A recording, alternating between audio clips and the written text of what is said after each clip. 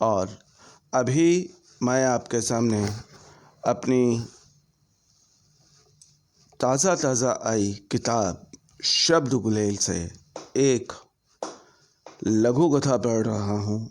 और मित्रों, मैं आपको यह भी बताना चाहूँगा कि मेरी ये पुस्तक KBS प्रकाशन दिल्ली से आई है। तो लीजिए दोस्तों, आपके लिए एक लघु कथा। शब्दों की सभा थी।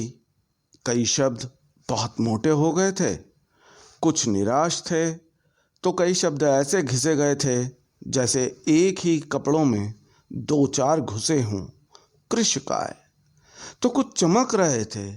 गालियां सबसे अलग और भड़कीले कपड़े पहने खूब सजकर आई थीं।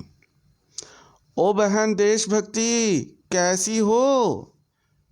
क्या कैसी हो? देख नहीं रहे? ऐसे लगता है जैसे बलात्कार पीड़ित हूँ।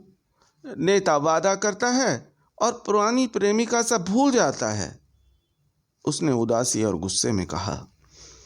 अरे क्रोध भैया, केम छो? किसी शब्द ने पुकारा। अपनी तो आजकल चांदी ही चांदी है। 135 करोड़ लोग साथ में हैं और दांत भी चमका रहे हैं।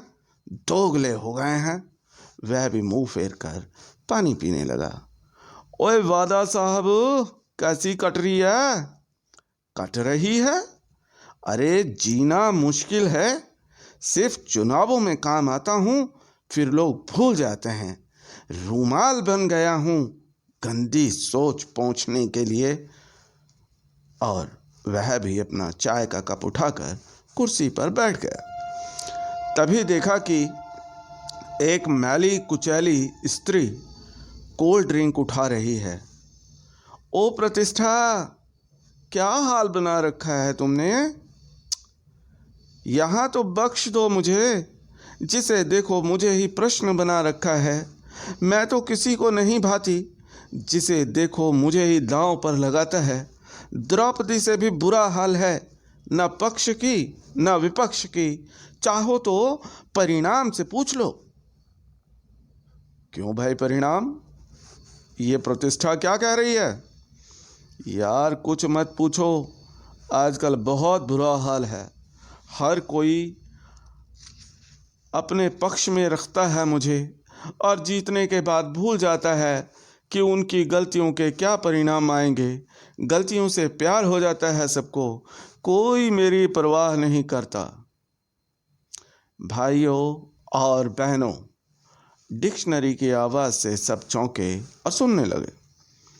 हमने निर्णय लिया है कि फिजूल और झूठे शब्दों को अब बाहर कर दिया जाए। देशभक्ति, प्रतिष्ठा, शर्म, ग्लानि, आत्ममंथन, प्रगति, संतोष और पश्चाताप को शब्दकोश से सर्वसम्मति से निष्कासित किया जाता है। हालांकि अपनी ज़रूरत सिद्ध करने पर उनके पुनः प्रवेश की व्यवस्था जारी रहेगी। यह निर्णय डिक्शनरी सभा का है। शब्द लोकतांत्रिक व्यवस्था के अनुसार शांतिपूर्वक विरोध जता सकते हैं। उग्रता होने पर सदैव के लिए डिक्शनरी निकाला भी दिया जा सकता है। ये सनद रहे। अब चाय ठंडी थी, कोल्ड ड्रिंक गरम और बिस्कुट सख्त थे। धन्यवाद दोस्तों।